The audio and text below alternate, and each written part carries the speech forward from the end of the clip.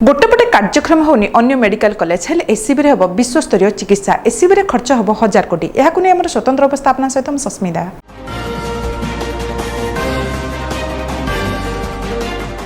प्राय 500 कोटी टंका व्यय अटकल 1.5 वर्ष तल निर्माण सरी तालचेर मेडिकल कॉलेज एजावत कार्यकारी होना। प्राय 500 कोटी टंका व्यय अटकल 1.5 वर्ष तल निर्माण सरी तालचेर मेडिकल कॉलेज एपर्यंत कार्यकारी होना।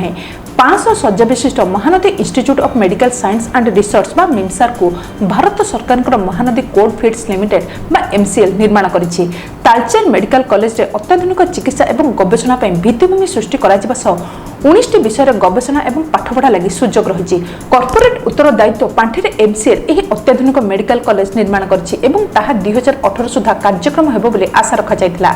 एठारे डाक्तरखाना अध्यापना एवं गवेषणा गृह हॉस्टेल स्टाफ क्वार्टर आदि निर्माण करिसारिया परे एमसीएल ए डाक्तरखाना निजे न चलाई ताहा ओडिशा सरकार को हस्तांतर करबा पई चाहतिला।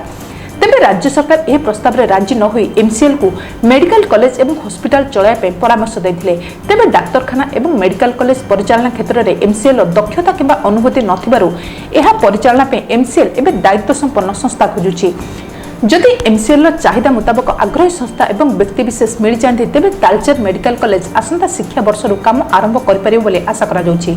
जातीय तापज विद्युत निगम बा एनटीसीपी सहायता सुंदरगढ़ ठारे अन्य एक मेडिकल कॉलेज स्थापन पाई सरकार आग्रही। तेबे 2014 साधारण निर्वाचन बेले राउरकेला बीजेपी प्रार्थी सपक्ष में प्रचार अवसर में नरेंद्र मोदी राउरकेला इस्पात जनरल हॉस्पिटल को super specialist medical college hospital परिणत करने प्रतिश्रुति देते एवं प्रधानमंत्री होगा पर 2015 मसीह राउरकेलावासी को धन्यवाद जनाया अनुष्ठित एक साधारण सभा प्रतिश्रुति पूरण करेंगे। एजावत आईजीएस मेडिकल कॉलेज परिणत होना तथापि राउरकेलावासी आशावादी बसचंती प्रधानमंत्री प्रतिश्रुति पूरण करेंगे। भुवनेश्वर केंद्र सरकार एम्स रही मेडिकल कॉलेज भित्तिप्रस्तर अटल बिहारी वाजपेयी प्रधानमंत्री थिबा समय स्थापन करथिले। मेडिकल कॉलेज हॉस्पिटल पर लोकंकर आस्था एवं भरोसा बढ़ी बढ़ी चलुथिबा बेले किंतु एठारे वर्ष वर्ष धरी शताधिक डाक्तर एवं अन्य पदवी खाली पड़ी।